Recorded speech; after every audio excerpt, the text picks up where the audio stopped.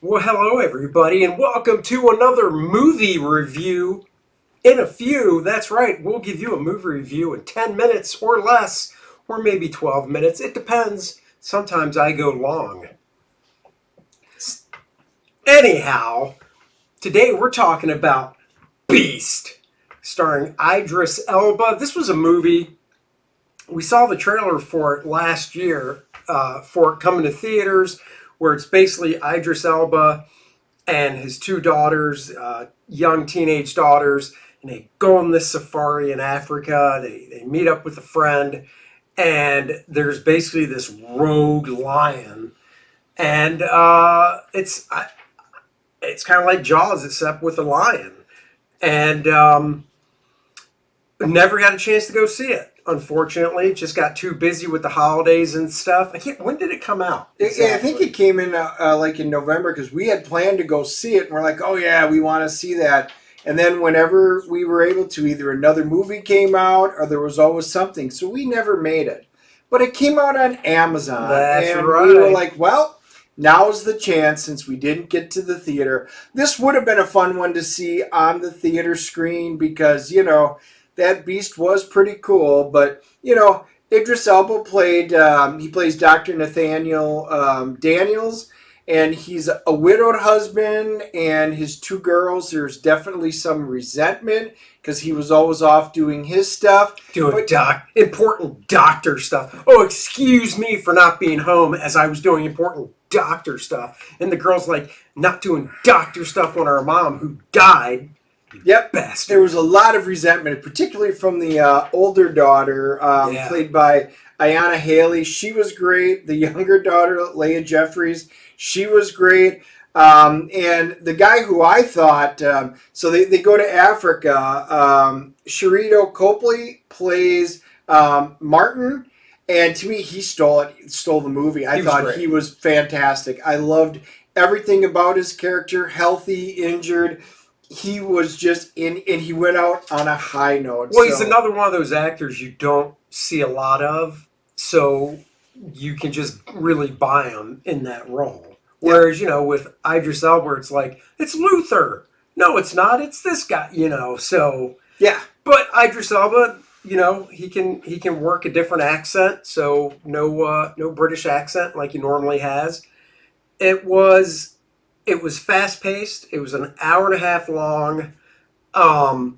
It was brutal. I mean, the lion, the main lion that was doing all the damage was brutal. And the thing I thought was cool is the CG effects. Because, I mean, it's different when it's like the Incredible Hulk or something like that that's made up. But when it's a real creature, you can really look at it and try to pick it apart like, oh, that doesn't look real, or that. We were even looking where his footprints went in the sand, how the footprints went down. You could see the sand shift. Mm-hmm. And I was like, wow, that really was good. They wind up going on this basically a safari because, that's where Idris and his wife had met, so he was taking the girls back there, and it was supposed to be just a fun thing. They do a nice setup job, so it isn't just action. The background with the girls, the husband, the wife, where they met, why they did it, the resentment for the dad for what he was doing. And not only that, but the movie actually starts with some poachers. Right, which what I was going to say. Okay, so it starts with these poachers, and you almost get the sense, and I'm curious to see what you think of this, because we haven't really talked about it much. You get the sense that this lion basically goes rogue because of the poachers. No, they explain that. Oh, they did? Yes, in the movie at the end. So there's poachers and there's anti-poachers. Yeah. And Martin, we find out, because the young daughter is like, oh, are you one of those anti-poachers where you actually kill the poachers and stuff? And he says, we're here to protect the animals. Right. Okay, that's cool. And then at the end, they wind up seeing him in there, and they're trying to get rescued by these poachers that you see at the beginning. And then they recognize Martin, and they're like, oh my God, he's an anti-poacher. He killed him and stuff. Right. So these are the poachers at the very beginning of the movie. They start taking out prides. They're killing off all the lions. Right. They make a comment at the end because they're trying to figure out why is he in this territory, and they're like, the poachers killed off his entire pride. So now the lion was taking revenge for the loss of his pride. That's pretty much what I just said. Yeah, but you said it as a question mark. Right. No, they answered that in there. That's exactly why the lion went completely psycho and was unstoppable. Besides being the largest apex predator, he was impressive. And that's where, there's some problems with the movie in regards to this lion takes people out pretty quickly. Okay? And even the anti-poacher friend of Idris Elba's character, gets injured pretty badly. Not mortally. He does end up dying in the movie, but not from the wound. But my point is, the big climax, we all know what it's going to be. Idris Elba versus the lion. Man versus man. The stuff this lion does to Idris Elba is just like... Here's what I compare it to. Did you ever see the movie Piranha? Oh, yes. Way back when. So, in Piranha, for those that haven't seen it, we're talking in the 80s, maybe late 70s it came out. Yeah. As soon as somebody gets in the water, boom, the piranha are there, dude's toast. Blood. Except for the hero. Yep. The hero is able... He realizes, as the hero... to save the day, he's got to swim through the water. And you're like, well, that can't happen because as soon as somebody gets in the water, he's dead. They're dead. Not the hero. Well, the hero can get in the water and do a swim just get bit. You have to suspend belief in this movie. And so, like, when he's going after some of the guys, you see the lion, and his teeth are, like, this long. They're just huge. And you just see it, like, it'll go right through somebody's leg. He'll rip off the leg. Literally, it's the old adage. The lion would walk up, rip your leg off, and beat you over the head with it. Yeah. The lion would do that. Except when it comes to Idris Elba at the end, and you're like, oh, one bite, dude, you're dead. Right. Oh, no. Swipe, slash. Not only that, but it just kicks him and punches him, and I'm like, come on. It's almost like Siegfried and Roy as well, where the lion grabs him with his teeth and is like, and now you're over here, and just and throws him. Yes. You're like, oh my God, all this stuff you're doing killed everybody else, but not Idris Elba, man. This dude can take it. Yep. No, and like I said, he punches him when he's on the ground there, and he kicks him once, and the lion's like, rrr. And it'd be like, that's nice, minus an arm. Right. Kick. The crushing power of his jaws would be, I'll just crush your head like a watermelon and we'll call it a day. Now, which he had the opportunity to do. The theory behind it was neat, because he was smart. He realized that they're all going to die, and he takes them back into the territorial spot where the two brothers that you get met, Lion brothers, wind up coming to attack him. Right, because they're protecting their property. One of the other big problems that I had was there was this building, this old school, that is right across from the Pride's territory, where the poachers have been hanging out and using as a base.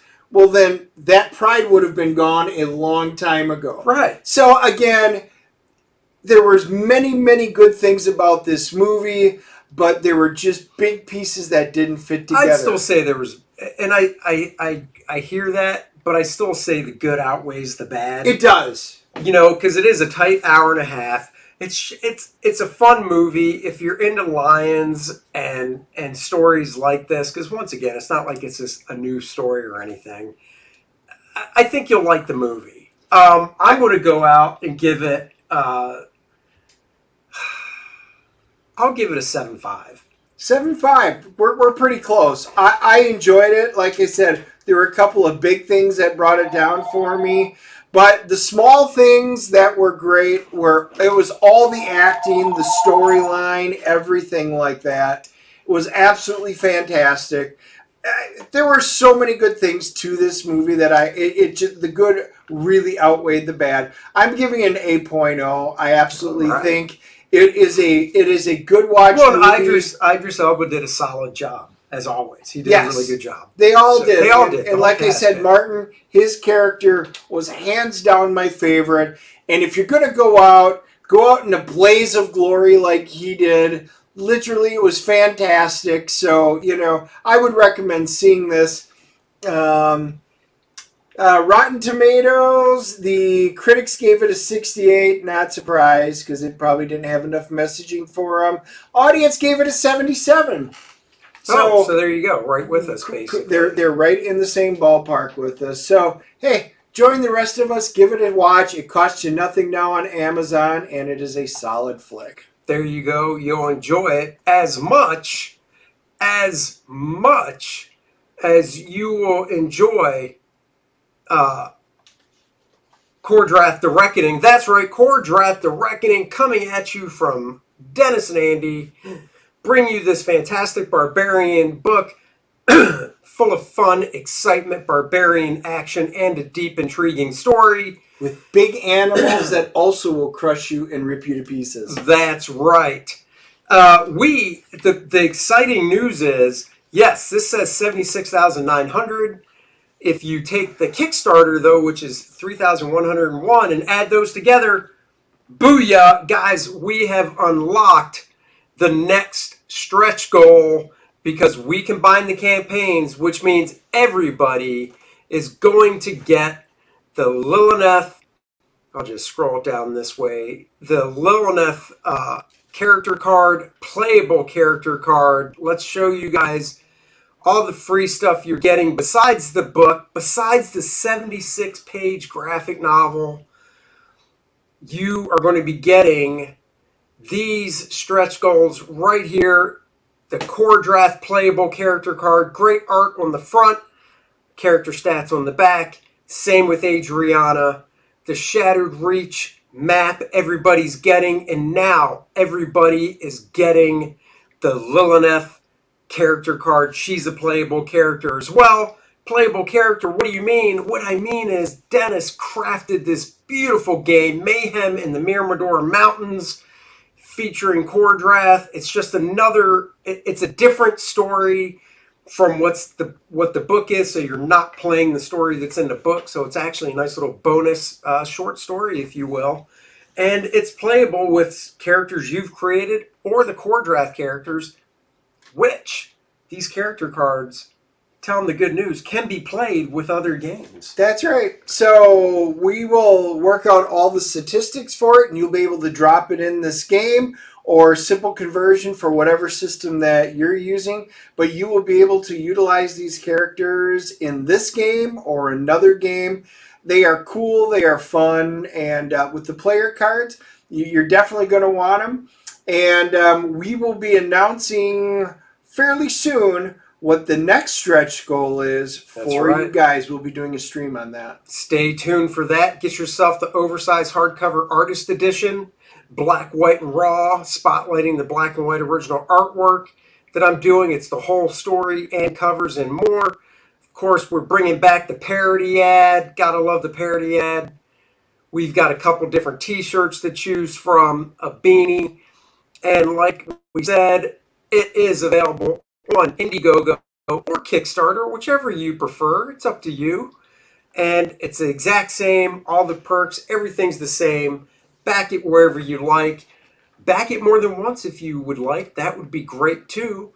And thank you all so much that have already supported it. I always say it, but it's true. We could not bring this book to you without your support and your continued support. So please share it out there. And we'll catch you guys with another movie review in a few very soon. Bye-bye. Prosper.